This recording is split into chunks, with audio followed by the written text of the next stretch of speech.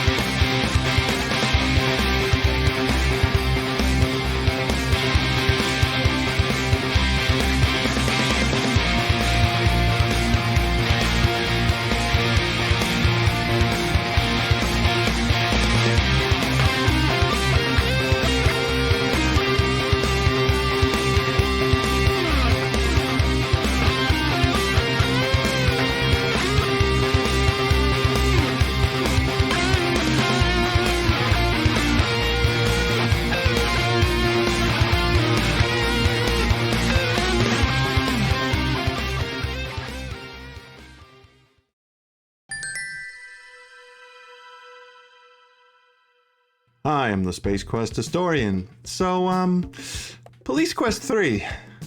Where do I even begin with this thing?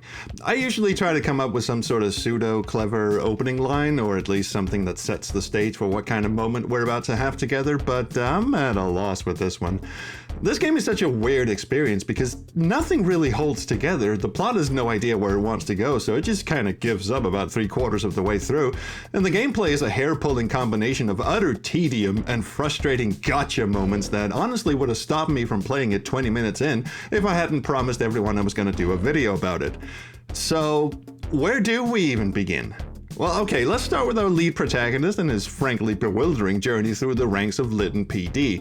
He started out as a low-ranking beat cop in the first game, moved on to detective in the second game, and now between Police Quests 2 and 3, he's been promoted yet again to Detective Sergeant. How he can keep climbing the rungs of the police force absolutely baffles me. And that's not an indictment of his work ethic or his commitment to his profession, because Lord knows he's got that in spades. Too much, if you ask me. It's just the reasons why he keeps getting promoted are tenuous to the point of just being astoundingly absurd. Getting promoted to detective between the first and the second game already seemed like a bit of a stretch, but in hindsight, I guess you could say that he at least had an active involvement in bringing the main baddie to justice. Granted, all he did was dress up as a pimp and duck under a table while 3 undercover detectives took care of the actual dirty work, but at least he did lead said detectives to the perpetrator.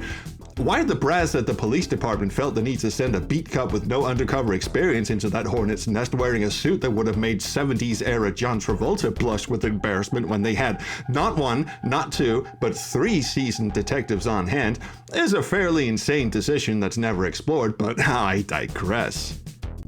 His promotion to Detective Sergeant between the second and third game, however, stretches the line of believability to, and well beyond, breaking point. At the end of the second game, Bonds literally gunned down a suspect in a secluded sewer maintenance room without any witnesses other than his kidnapped girlfriend, and somehow this highly suspicious application of deadly force was not only dismissed by Internal Affairs after just 3 days of investigation as being completely justified, but apparently also led to a prestigious promotion. I mean, you can claim self-defense all you like, but if your only witness to a shooting is your girlfriend tied to a chair while your chain-smoking partner was off picking his nuts somewhere else, you'd think there would be at least, questions. But no, the term conflict of interest is glaringly absent from the series' vocabulary. Bonds is now rocking a more powerful badge of authority than ever before, and his long-suffering girlfriend, now wife, Marie, continues her streak of living up to the woman in refrigerator stereotype as if it's the role she was born to play. Fresh off the heels of being kidnapped at gunpoint by a mass-murdering psychopath and dragged halfway across the country fully expecting to take a bullet to the face, she spends the vast majority of her on-screen presence in this game in a coma following a vicious stabbing at the hands of a satanic drug cult. The whole angle with the murderous cult and their preoccupation with old Lucifer is set up to be this vast conspiracy of unimaginable terror until the final moments when the game sort of forgets all about it and never bothers wrapping it up in any meaningful, coherent way. And even if it did, it all comes across as being written by someone who attended a PMRC hearing in the late 80s and came away convinced that everyone who's ever listened to a Judas Priest record must be a homicidal psychopath. We'll circle back to all of this in a bit.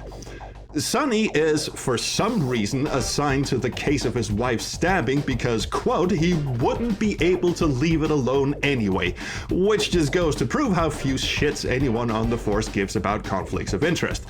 His stupendously useless partner from the last game, Keith McCancerface, is notably absent from this game, replaced by another equally stupendous useless specimen named Pat Morales, who has creepy lizard eyes, a hot temper, and, much like her predecessor, will take any excuse to ditch Sonny and leave him to do all the work. She also couldn't be telegraphed more clearly as a double-crossing, blow-snorting, Satan-worshipping head case if she had devil horns and a permanent white powder mustache under her nose, but we'll get back to that in due time as well.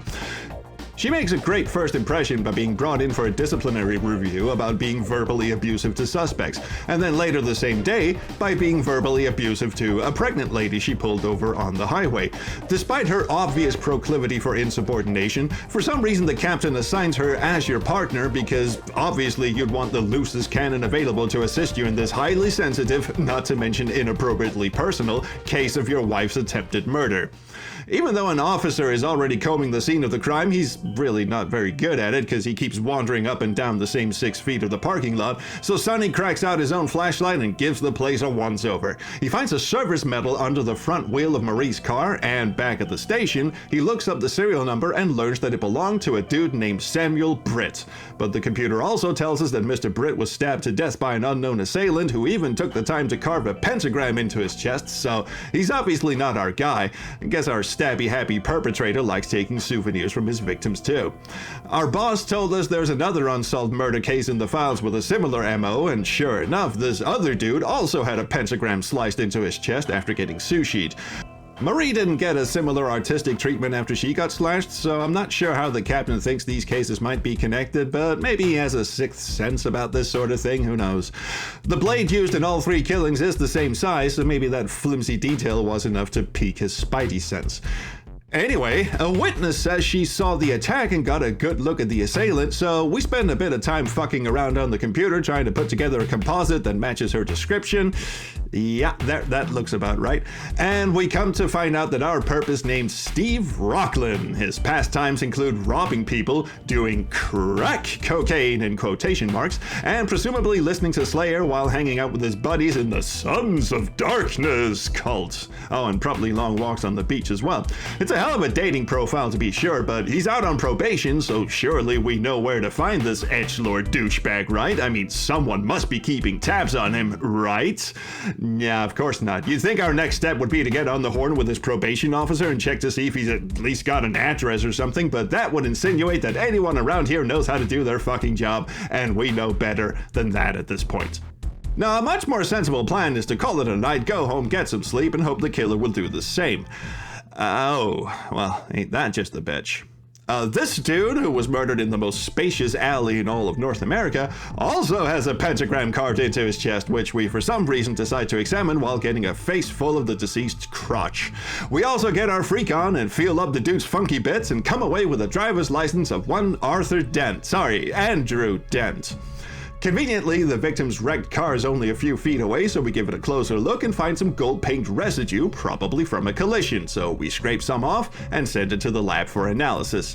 The rest of the scene comes up discouragingly empty, so it's back on the road with Officer Lizard Eyes, who at this point has been acting mighty suspicious, to the point where even Sonny's starting to take notice. Every time we've walked into the office, she's always been very quick to lock her desk drawer before making an excuse to leave, and whenever we go out for a drive, she always makes us stop by a payphone so she can make a call, and it's always the same payphone, located at the site of our wife's stabbing no less, so either there's only one payphone in the entire city, or she just gets her kicks from bringing up bad memories. Thanks.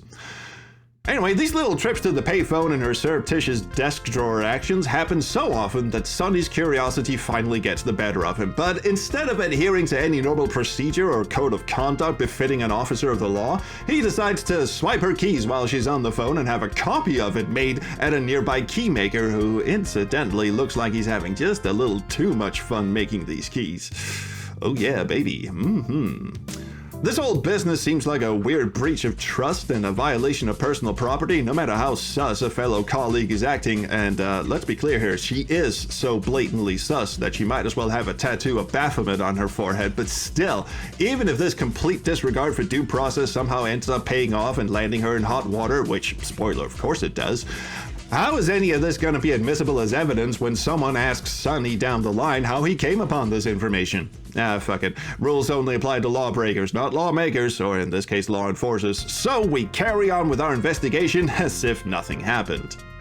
The next day, the paint samples from the crashed car in the alley come back, and the lab has somehow been able to definitively conclude that the paint came from a 1976 General Motors sedan. Now, I'm not an expert on forensic paint analysis, so I actually had to look up if this was in any way realistic, and the answer is, yeah, to a point.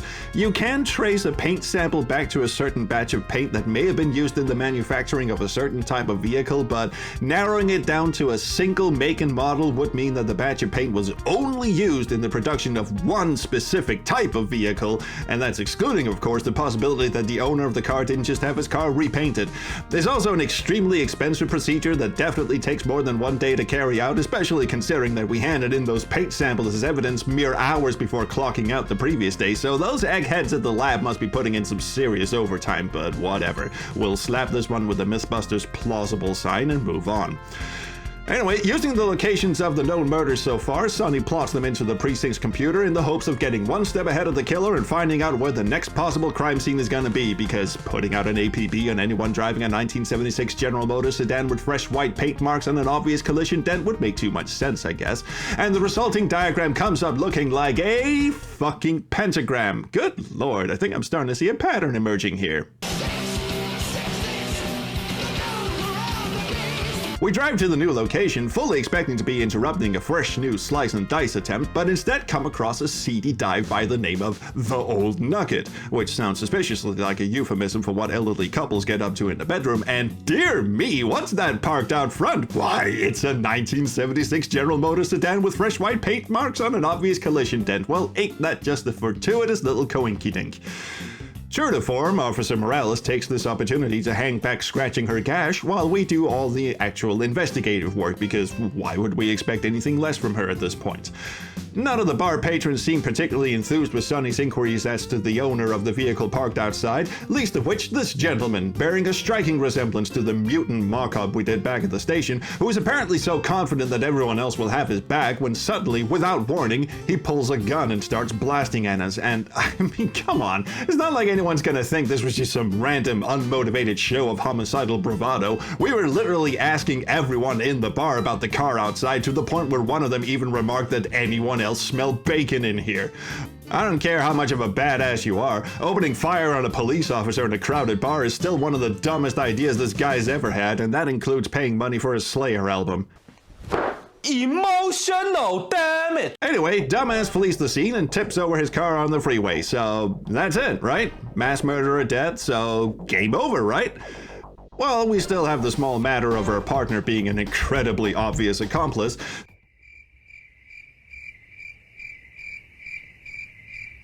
Oh God, I'm coming down! So we might as well bury her alongside Mr. Expert Motorist here. She decides to make it easy for us because in the back of the crashed vehicle we find several bags of cocaine, which she is all too keen on taking care of, and when we get back to the station she immediately runs off to her car instead of dropping the cocaine off as evidence. For fuck's sake, are you even trying anymore? You might as well come straight out and say, listen Bonds, I'm off to do some blow in my car, and if you rat on me I'll have my pack of goofy death metal groupies do you in. Cool? Cool. So obviously we dash up to the office to have a look at what's so goddamn special in that drawer she keeps locking every time she leaves the room, and it's the combination to her locker. Come the fuck on, it's 3 fucking digits. How fucking rotted is her memory if she has to continuously remind herself of 3 fucking digits every time she has to run off to the locker room and snort some ninja dust? Because of course that's where she keeps her stash, of course it is. It's not anywhere clever like a secret compartment in her desk or under the floorboards of her car or in a hollowed out copy of the Necronomicon. No, it's just lying out in the fucking open inside her locker. There's just no thing as subtlety with this woman. So of course we rat her out to the captain and he just accepts these accusations at face value and says he'll look into them without asking any pertinent questions like how many rules Sonny had to break to come upon this information, or if he has any proof of her involvement with the cult, because I guess if you can get away with murder once, you can totally throw your partner under the bus by invading her personal space with nothing more than a gut feeling spurred on by her feisty attitude and penchant for making phone calls during work hours. Look, I'm not saying Officer IDDQD here doesn't have it coming, because good fucking lord she does. I'm just saying, I was under the impression that police officers had to follow, rules and shit. I'm pretty sure they even have a book of them. Nah, fuck it, let's wrap this shit up. Our murderer may be on ice, but the coroner found something on his body that we somehow missed, even though I waved the fucking hand icon all over that piece of shit. But maybe Sonny's idea of frisking him was to just shove his hand down his pants and give him a post-mortem reach around. At any rate, Josh Mandel here, I'm serious, that's him, found a book with a pentagram, a ring with a totally metal insignia, and a newspaper clipping of Sonny's gormless face with that, oh dear, another pentagram. There are other satanic symbols than just pentagrams. You do realize that, right? The book might look interesting, but Sonny has absolutely no intention of even so much as casually flipping through it, and spoiler, we never come to find out what it contains because it's just one more item to hand in as evidence. You think it might hold some interesting clues or a bit of backstory or something worth of notice or scrutiny, but no, it's just a book. Okay then. We do get an address for our recently deceased perpetrator, which you would think would be on record somewhere given that he was out on parole, but who cares about logic or common sense at this point? You'd think the next step would be to hightail our ass over there and see if there might be some clues there, but instead of heading there straight away, Sonny decides to go to the hospital and check on Marie. I'll come back to all this hospital shit in a minute, but I just want to mention this particular instance now because this happens on autopilot. It's not like you can choose which order you do this in. Sonny just feels like his personal matters are more important at this point than, I don't know, doing his fucking job or something. Anyway, by the time we finally get off our ass and go check out this house, the whole fucking building's on fire. Good thing we weren't in any hurry or anything. In a room at the back of the house, we find, you guessed it, more fucking pentagrams. And in the living room is a photograph of 2 men sharing a bro moment outside of a house, one of which is none other than our old pal Jesse Baines, Mr. Death Angel himself. Funny how this dick for brains keeps popping up in our lives even after we emptied an entire clip into his face at the end of the last game. Now all of a sudden we have a new antagonist to take care of because the dude next to Jesse in the photo is none other than his brother Michael, whom none of the previous games have even so much as mentioned in passing, and he's dressed in soldier fatigue, so it's safe to assume he's either in the army or in the cosplaying circuit, but let's go with the army. There's an army recruitment office near the mall, so we flash our badge and the photo of the Baines brothers, and the recruitment officer immediately ponies up Michael's service record with not so much as a cursory inquiry into Sonny's credentials. Turns out Michael was discharged after his brother's murder because he started acting all wobbly, and when we show the military record to the police psychiatrist, he immediately jumps to the conclusion that Mikey must be a schizophrenic psychopath. Really? You got all of that based off of a single sheet of paper? Very professional.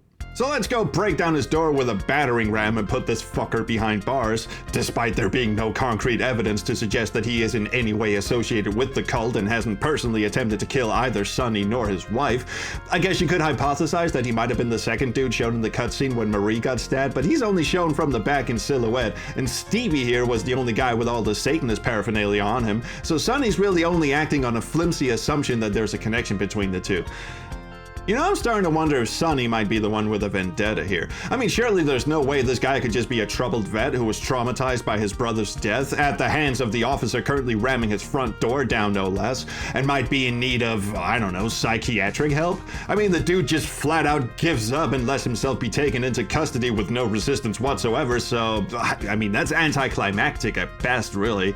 If the thin veneer of believability wasn't already stretched to his absolute limit at this point, Sonny finds a secret passage in the fireplace by pressing a button on a TV remote. How the fuck did they have time to get this installed when they can't even fix the fucking stairs outside? Never mind. We climb down the stairs and find a surprisingly sparse drug lab guarded by a single dude who only shows up after you've done a lap around the table. Well, down he goes. Officer Morales shows up, even though you'd think with the allegations Sonny threw at her to their fucking boss would have at least been put on suspension pending investigation, but why would we expect anything to make any fucking sense at this point? She walks over to the dead body, then turns on her heels and pulls a gun on Sonny as if this is some sort of big surprise, and while Sonny just stands there like a doofus, an unnamed police officer suddenly appears in the doorway and shoots her ass. Well, I guess internal affairs can take the day off, huh? Case closed, we're adjourned, good day, gentlemen. What the fuck? Are we even gonna wrap up all this Satanism bullshit? Are we even gonna find out why this Steve guy was out there slicing up 3 dudes with no apparent connection to either drugs, devils, or any personal vendetta against Sonny? Are we even gonna bother making any connection between Michael Baines and the cult beyond him having a drug lab in his basement, or how Morales wound up entangled with either the cult or a galloping dependency on nose candy? Was she a card-carrying devotee of Beelzebub, or was she just cranky that we cut off her supply? We'll never find out the answers to any of these things because the game just ends here. Well, almost. See, in between dicking around with all this Beavis and Butthead bullshit, Sonny has also been paying regular visits to his comatose wife, shoving roses and music boxes under her nose in the hopes it'll make her wake up and tell him to knock that shit off. There's even a pointless subplot where the catastrophically useless doctor and or his equally useless nurse mess up her dosage, which at first I thought was going to reveal itself as an integral part of this whole Satanist cult business, that these two yahoos were perhaps in on it and keeping Marie under her blankets for fear that she might wake up and ID the dickswatter who did this to her, but no, they're just shit at their job. The doctor even keeps leaving messages for Sonny to hurry up and get over to the hospital, only to tell him there's been no change in his wife's condition whatsoever. What a fucking twat. Meanwhile, the captain lives in some bizarre Groundhog Day-esque time pocket where after a certain point, he will repeatedly tell Sonny to get over to the coroner's office to pick up Steve Rockland's belongings, even though we already did that, and this will actually softlock the game something fierce because this stupid bug overrides a bunch of triggers that you've already fired, essentially trapping Sonny in some sort of limbo state between past events that haven't happened yet and future events that have already happened, and your only recourse is to load a save game and curse this game to hell once again. Something you will, by this point, be used to. Speaking of softlocks, this game absolutely fucking excels at them, and the vast majority aren't even due to oversights in the testing department, they're just dick moves of the highest gold standard. It's so easy to accidentally do the wrong thing, thinking you're following correct procedure, or neglecting to pick something up that you're then unable to go back and get once you realize you need it. Most infuriatingly of all, it pulls the King Graham and the Nest bullshit trick from King's Quest V by presenting you with a screen where you only have mere seconds to pick up a crucial item before you're irrevocably thrown into a purgatorial dead blue boy walking scenario. In this case, you're meant to grab the chain from the service medal from her hands before she gets tossed into the back of the ambulance, because apparently this slack-jawed twat and his friend, the mustachioed menace, will somehow manage to lose this crucial piece of evidence en route to the hospital. And as if that wasn't bad enough, the game does this rat bastard thing where the wait cursor is on the screen for the duration of the scene, giving you the impression that you just have to hang back and wait for events to play out until you regain control, unless you happen to move the mouse cursor up to the top of the screen and bring up the icon bar, which reveals that the hand icon is actually available and all the other icons are just grayed out. That's a cheap-ass trick to pull, and this isn't even an isolated incident either. The game pulls this shit on multiple occasions. Even with a walkthrough on hand, I found myself having to replay vast sections of the game over and over again because I'd somehow failed to do something that turned out to be a requirement for making progress. For instance, during the first couple of days, you are required to pull over this groan-inducing racial stereotype in a spiffy ride, which is just a distraction and adds absolutely nothing to the plot whatsoever, but it's nevertheless a requirement for the game to proceed because the next day you find a subpoena demanding that you show up in court to remind this asshole that doing 20 miles per hour in the fast lane is fucking stupid. Oh, hi, Mr. Williams. This sort of thing dinks especially high on the fucking bullshit-o-meter because functionally, this is just a case of an in-game trigger that won't fire unless you happen to come across this dude, whom I might add appears randomly as you drive up and down the freeway, so you might not even know he's even there. When I first played the game, I didn't see any traffic at all on the freeway, and it wasn't until my stream chat started sounding the alarm bells that I had to restore a game and start pissing up and down the freeway waiting for this fuckface to show up. It's just doubly infuriating because, yeah, the game does tell you that on the first day you're on traffic duty because the department is understaffed. Ha, fancy that. But there are several motorists you're able to pull over on this hell strip, and there's no way for the player to know that this specific jack-off is of any significance whatsoever, and his threat of, "I'll see you in court," rings just as hollow as any of the other idiots who yell at you for doing your job, and it's not until later in the game that you find out that what should have been an optional side quest is actually a vital step in the game's progression. Piss off. There's a lot more to complain about, like this plotting in the pentagram puzzle that's apparently so infamous that it's borderline impossible to solve without a walkthrough. But I took one look at this thing and just went, right, fuck that, where's the walkthrough? I knew better than to spend any amount of time fucking around with this thing, and good thing I did, because otherwise I'd still be playing this fucking thing. There's a heartbreaking story on the Adventurers Guild blog of a guy who played this game when he was in high school in the late 90s and got stumped on this puzzle for a decade and a half until he decided to pick it up again and find a walkthrough online to help him get past this cockblock of astronomical proportions.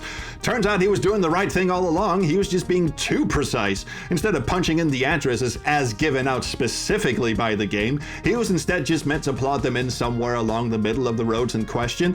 So he'd done the whole thing as intended. He'd drawn the pentagram, he discovered the location of the next supposed murder, but going there just told him there was no reason to investigate because the puzzle itself wouldn't acknowledge that he'd actually solved it.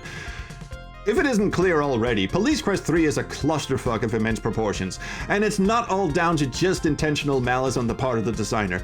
In fact, by most accounts, Jim Walls had already mentally checked out by the time this game entered production, and while accounts differ depending on who you ask, it's pretty clear that he ran out of fucks to give well before the game reached its shipping date. Reportedly, other Sierra alumni had to step in and pick up the slack, most notably future Gabriel Knight designer Jane Jensen, who is credited as the sole writer on the game, something I find hard to believe given how talented a writer she is. I mean, this game is populated with so many tired stereotypes that you'd be forgiven for thinking this was a National Lampoon's parody instead of what's ostensibly supposed to be a realistic cop drama. But even if it's true, it certainly feels like she was working under a very intense deadline with very little material to work from.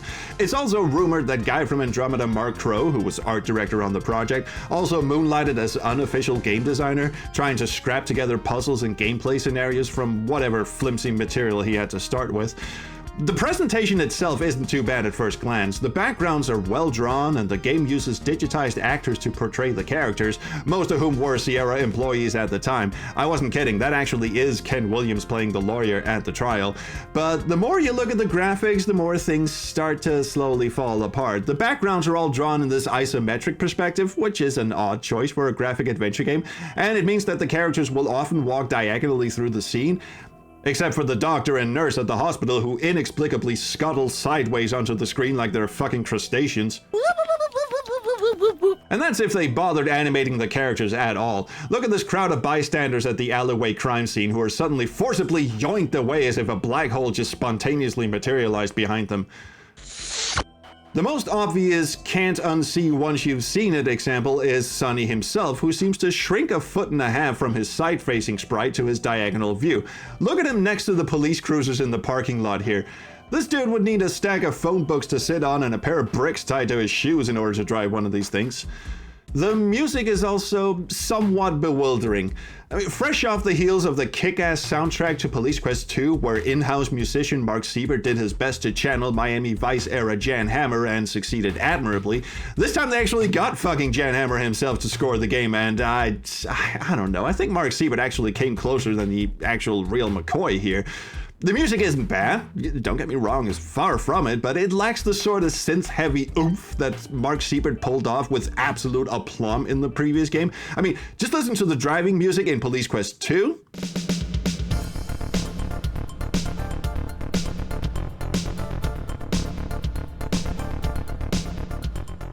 And the driving music in Police Quest 3.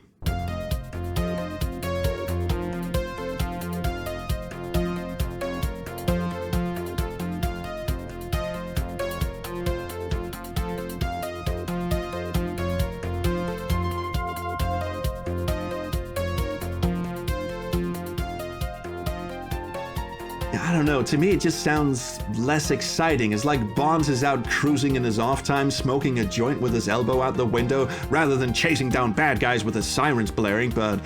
oh, the driving. Of course we gotta talk about the fucking driving. Someone at Sierra must have heard the caterwauling of anguish from players around the globe at the obscenely atrocious driving sections in the first game and misinterpreted them as squeals of delight, because whoever it was, they decided to one-up the awfulness scaler by a factor of 11,000 and somehow succeeded in making it even worse. First of all, there's no way you're getting around in this game without the map that was included in the game box. Sure, there's the in-game radar, but it's next to fucking useless because, sure, it tells you your current location on the amazingly cubic city map of Lytton, but it doesn't tell you any of the street names or important landmarks such as the hospital, the coroner's, or the courthouse, or even the fucking police station. Oftentimes, you'll be directed to a specific address somewhere on the map with no hope whatsoever of ever finding it unless you're willing to cruise around in circles waiting for the street names to blip onto the screen for a brief nanosecond. And even if you know where you're going, the driving mechanic itself is so amazingly unintuitive, it is enough to drive a lesser man to full-blown drooling insanity. Intersections careen past you at the speed of light unless you drive at a velocity that can be comfortably outperformed by your average backyard go-kart. To make a turn, you need to click a left or right arrow depending on which way you want to go, but the window of opportunity for making this turn is tighter than a cat's sphincter, and you can't use your keyboard to control the acceleration or turning because that just moves the fucking mouse cursor around. Instead, you have to laboriously move this thing up and down the absurdly small window in the top right corner with surgical precision and hope you don't click too fast or too slow or just outside the intended hotspot, because otherwise you'll be punished with an angry red X, which is this game's equivalent of calling you a dumbass. Not to mention you can't back up if you miss your turn, you'll just have to circle the block until you can get back and try again. Thankfully, there are no other vehicles on the road apart from the ones on the freeway you're meant to pull over, nor are there any traffic lights, so for the most part you're free to go as fast as you like in any lane you want, although going fast is highly discouraged because 1, as I said, it'll make navigating next to impossible, and B, there are stop signs at the edge of the map that, if ignored, will send you screeching off the edge of the world into a black void of nothingness and an instant game over. Okay, I think I've gone on long enough. In summary, Police Quest 3 is a disappointing half-baked idea of a game where nearly every facet feels rushed and incomplete. Plot points are introduced that never go anywhere, characters are introduced that serve no function whatsoever, and the puzzle design frequently amounts to getting screwed over because you fail to pick up something or do something, and honestly, it feels like most of this was due to the game being rushed through development.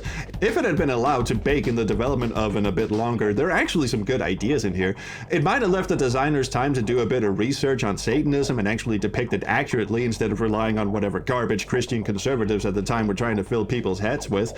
It might even have let them develop Morales' character a bit more beyond just being an abrasive cokehead, or given Marie something to do besides sleeping through the entire game. Hell, it might even have given them the opportunity to provide the two primary antagonists with believable motivations and backstories, or at the very least, given them a proper exciting send-off instead of the limp dick denouements we got where one of them is killed off screen and the other one just gives himself up without so much as a whimper of protest. As it is now, though, Police Quest 3 is just a wet fart of a game. One that definitely got shoved out the door way before it was ready, and as a result, one that's not very much fun to play. I wasn't a big fan of the previous two Police Quest games, but at least they tried. This one just runs out of steam almost right out of the gate and spends the remainder of its excruciating runtime trying and failing to find some reason for its own existence. And now, our feature presentation. Mike's Cabinet. During his investigation, Sonny must acquire a tracking device from Mike, the head technician at the precinct. The tracking device is in the drawer in Mike's cabinet. We join our thrilling story as Sonny attempts to locate Mike's cabinet. Click on the cabinet to see what equipment is available. That's Mike's cabinet. Don't look through Mike's cabinet. That's Mike's cabinet. Don't look through Mike's cabinet. That's Mike's cabinet. Don't look through Mike's cabinet. You look in the cabinet to see what loaner equipment is in stock. What? What? It's Mike's cabinet. Don't look through Mike's cabinet. It's Mike's cabinet. Don't through. What is that hotspot? You see a tracking device in the drawer. Oh, but I saved the worst for last. When the game is finally over and Sonny rushes to Marie's bedside to find her awake, she announces that, dun da da da, she's pregnant. Oh, dear Lord, tell me it isn't true. Look, never mind that the game doesn't even acknowledge what potential harmful side effects being nearly stabbed to death and spending a week in a coma might have on a fetus. What could be more cruel than these two dipshits bringing new life into the world? I'd say it's somewhere between a wide-scale incurable pandemic and an asteroid crashing into a densely populated area. If anything could convince you to don a black hoodie and join the ranks of Satan himself, it is that no sane, benevolent God would ever allow these idiots to procreate. One of them is so devoid of personality and believable emotions that he might as well be an android, and the other one is so catastrophically unlucky that if you brought her to a casino, the whole building would just spontaneously catch fire and burn to the fucking ground. It is an absolute travesty that anyone would ever allow these two abhorrent specimens to pollute the collective gene pool, and for that I'm hereby crowning the ending of Police Quest 3 the worst ending I've ever seen in a computer game. Congratulations has got absolutely nothing on this fucking game. Anyway, this has gone on long enough, hasn't it? A quick, underwhelming bonus round. This game also came out in a 16-color EGA version. Which was the style at the time? It's only really worth mentioning for the hilarious paint-over of Jim Walls and his threatening crotch stance.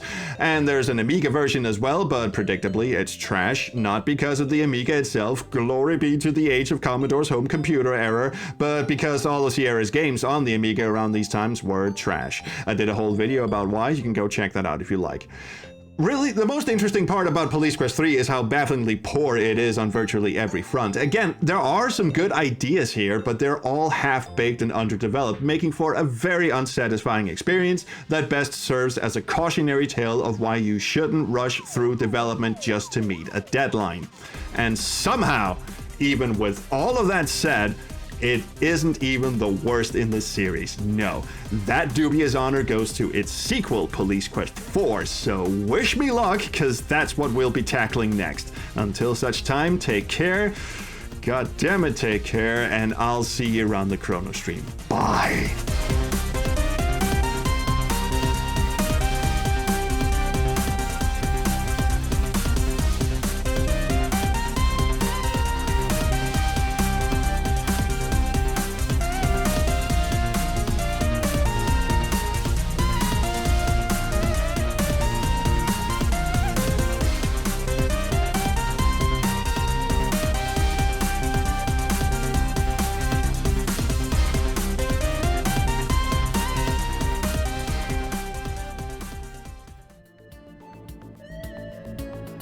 Hey Ababa baby.